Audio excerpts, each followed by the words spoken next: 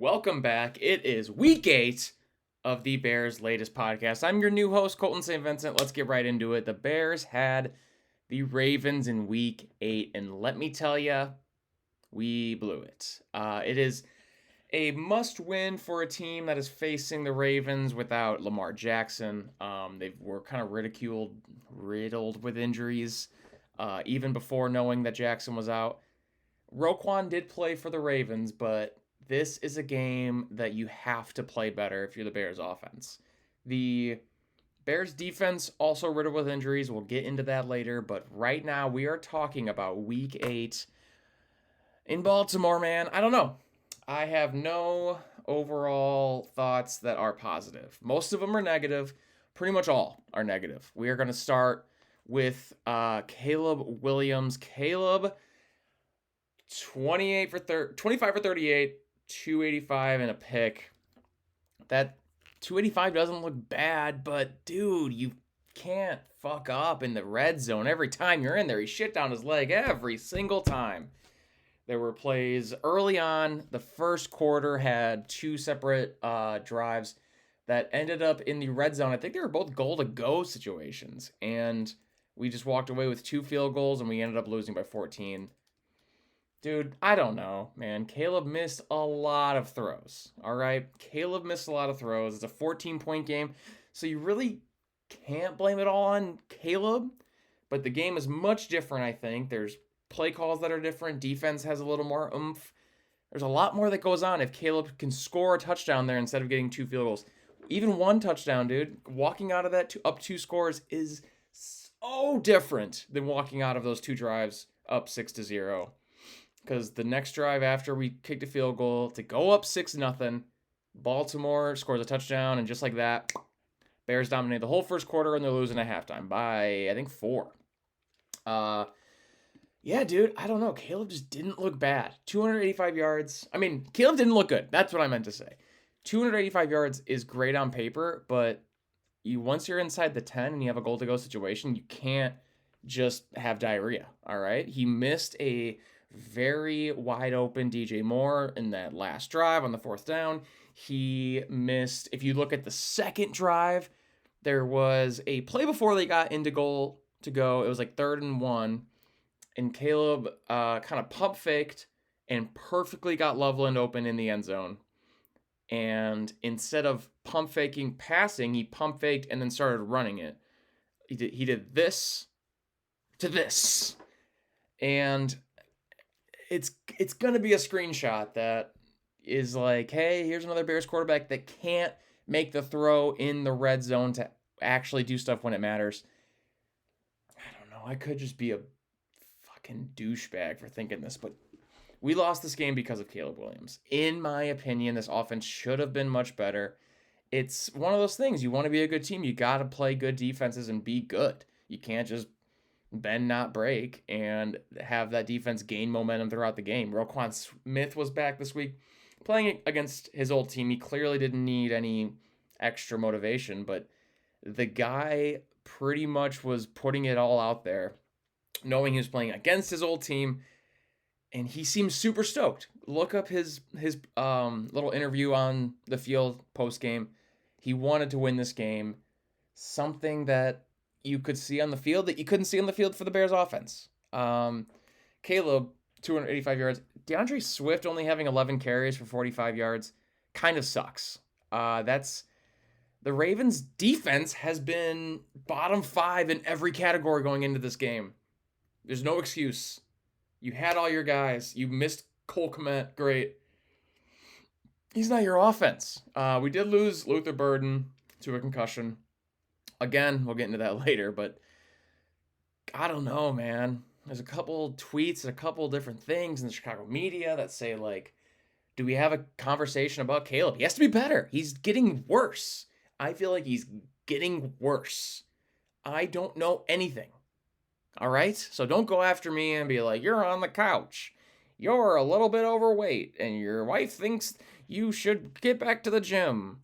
That's all personal stuff that we'll talk about on a different episode. But for this episode, we are talking about Caleb not knowing when to throw it away, when to take a check down. He does a lot. How many times have you seen Caleb buy like 5 extra seconds? That's so much time behind the line of scrimmage. And then he just either throws it away or throws a bullet on the sideline to a very covered receiver. There's got to be a check down somewhere in there. There's got to be something. Ben Johnson is known for creating all these plays, all these clever ways to do something. And if he's going to come out here and play like this, and Caleb's going to miss all these guys, and dude, I don't even know. All right, just look up Caleb highlights. He kind of sucked this week. Last week, he was like one of the worst rated. He's been like one of the worst rated quarterbacks. I've been trying to let it slide because he makes great throws, but he misses the good and easy throws. So he does throws that only like 3 people in the NFL can do, but then he misses the throws that everyone else in the NFL can do. So it's kind of tough because the Bears have never had this, but it's also sucks when you got other guys like fucking Bo Nix balling out today. Drake May's an MVP candidate. Obviously, Jaden Daniels went to the NFC Championship game last year. If we had the number 1 pick in a quarterback-heavy draft, 5 quarterbacks picked in the first 15 picks, first 10. I genuinely can't remember when J.J. McCarthy was picked. 4 quarterbacks in the first 12 picks, let's say. 2 of them are like legitimate Pro Bowlers, and we had the first pick and we missed both. Again, it sucks. All that being said, I think we needed to run the ball more. Swift with 11 carries, Kyle Monunga with 7 carries. Rome had a great game, 10 targets, 7 catches, 114. DJ Moore, 7 targets, 4 catches, 73 yards. Both good games. Gervon Dexter, Montez Sweat each had a sack for 3.5 sacks for Dexter. 3rd sack of the year for Montez Sweat. I'm really happy with those guys. I genuinely think, even if it's 30 points giving up to the backup Snoop Huntley, that everywhere, man. Sometimes you have these games. We're on the road. Baltimore's still a good team that didn't have Lamar. It's a team that could win any game. If you want to be a good team, if you want to take the Bears from here to here, where it's out of the frame, see how it's not even like in the frame anymore? Look at that. That doesn't happen when you lose to backup quarterbacks. So that's kind of where we're at right now with this Bears team. What really sucks is the injuries are piling up. We had Cole Kmet out, Lance Stevenson out. We had Chris Williams, Roshan Johnson, obviously Hippolyte. We had Austin Booker out. Braxton Jones and Kyler Gordon are both on the IL now.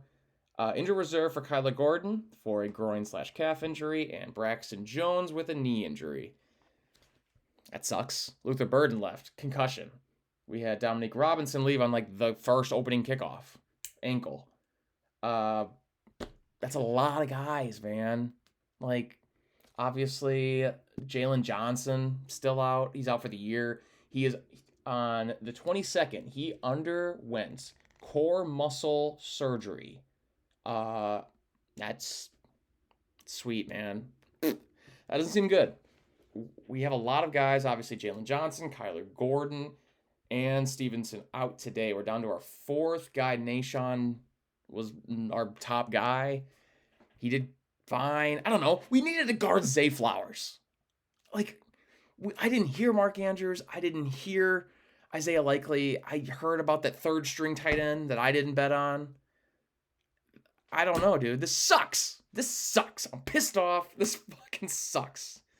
I don't know. All you can really do is hope we have a coach like Ben Johnson that's not like our previous head coaches and can take this and build off of it instead of just being like, well, should have won that game. That's what we've had in the last 15 years. We are looking forward now, folks. We are going to, you know what? Be as mad as you want. If you're listening to this, be as mad as you want. Comment below what you think was the number 1 reason why we lost. Mine's Caleb. Caleb misses a lot of throws, misses way more throws than he makes, and it's starting to really piss me off. We kind of covered it up the last couple games with our run game, but Caleb needs to make throws. Like, if you have an out route to Rome Odunze and the outside's open, you throw it to the outside. You don't throw a back shoulder line drive here, so it stops all of his momentum. He has to make a circus catch away from the defender. I'm fine. Everything's fine. Jeez Louise. Looking forward. Next 4 games: at Bengals versus Giants, at Vikings versus Steelers. Those are gettable. Joe Flacco, hit and miss in Cincinnati. Who the hell knows? They just lost to the Jets. Giants, bad team, just lost their star running back. Vikings are a mess. Steelers, down the line. Don't worry about the Steelers. We could be 7-3 going into that Steelers game. 7 wins is pretty good. We need to focus on the Bengals this week. The Bengals can beat anybody. They still have the offense. That defense kind of is stinky poo-poo, but if there's a way to fix your defense, according to my good source in Baltimore, it's you play the Chicago Bears. That is going to be it for today's episode of the Bears' latest podcast. Please hit that subscribe button, like the video, tell everyone you've ever met to please watch this video. I appreciate you all. Bear down, dude. We got to be better. Bears are 4-3. We'll see you guys tomorrow.